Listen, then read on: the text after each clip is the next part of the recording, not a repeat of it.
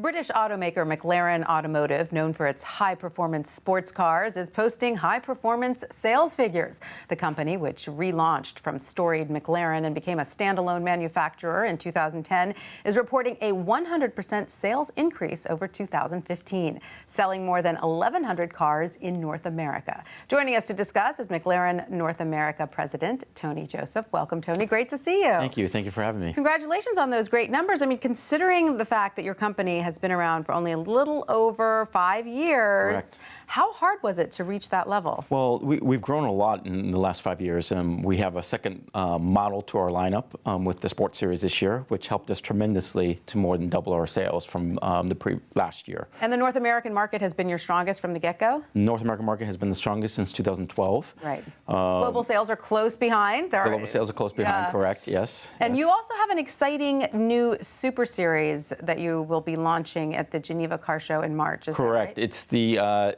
first second-generation car that we have, and we'll be showing at the Geneva Auto Show, and we're very excited about it. And we know it's still under wraps, but can you tell us anything? Can you give us a preview? I can tell you that the only thing I can tell you is the code name is P14, and you're going to be impressed with it. Okay, now who is your target consumer in North America? Well, we essentially have three different models. So we have the Ultimate Series, the Super Series, and the Sports Series. And so the Super Series is a customer who is very performance-driven, track-driven. They'll actually take their vehicles onto the track, and they're very into performance. They're very into innovation. They're very into technology.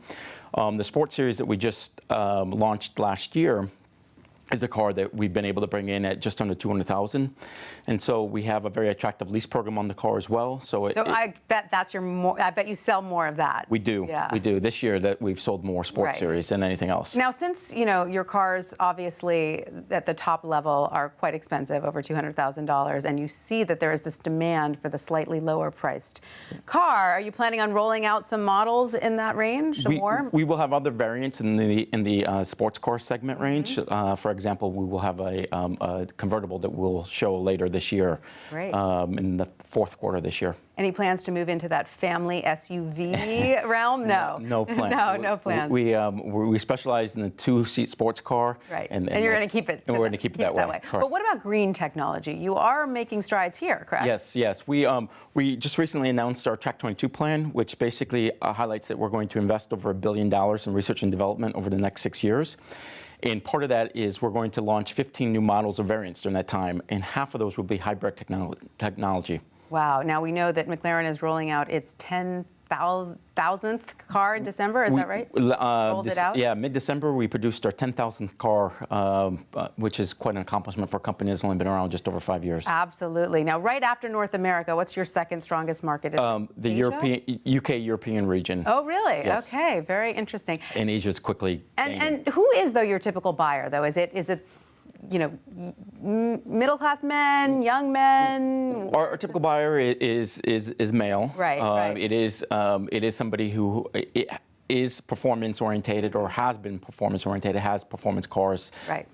Somebody who is technology-focused, because we consider ourselves a technology company. Sure. Age range? Age range is 40 to 60. Right. That makes sense. Now, times are good right now, but does anything keep you up at night? What are some of the challenges ahead for the luxury car market? Well, there's a lot that keeps us up at night. The fact that we've doubled our production and doubled our sales, it was a very chaotic year for us, but it was a very good year. We went from producing about 10 cars a day to 20 cars a day, adding a second shift. So all of that produced a lot of stress. Absolutely. Do you plan to continue that level of production? We at our current facility, we'll max out at about 5,000 cars worldwide. This year, we produced about 3,200 cars. So when we hit maximum capacity, the most we can do is about 5,000 cars worldwide. And looking at the overall luxury car market, are you bullish? I am. I'm very optimistic about where we're headed. I'm very optimistic about our company and about the market segment for us. What are you watching closely? Anything? We're watching market indicators. We're watching the secondary market. We're watching the competitive brands. Do oil and gas prices have anything to do with your sales? Not really. They do to some extent. I mean, we have bragging rights within our own because we've never had a gas guzzler tax because we've come in under the emission standards in the past. Right. So we do watch watch. We do watch all factors, though. Now, we know that President-elect Donald Trump has had plenty to say about the auto industry. Do you have any concerns? I'm actually very optimistic about where we're headed. I think I think he will be very good for our business. In what way?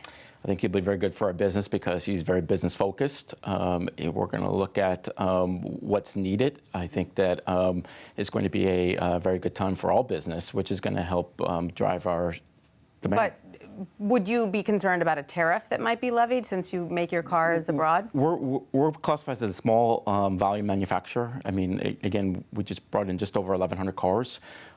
This year, we should be doing, the U.S. will sell about 17.5 million cars. Right. So I don't think that we're going to be, at least I hope we're not impacted by a... So which model do you drive? I like the 570 GT. You do? You and a lot of people. Yes, yes. Tony Joseph, thank you so much for being with us. Thank you. Thank you.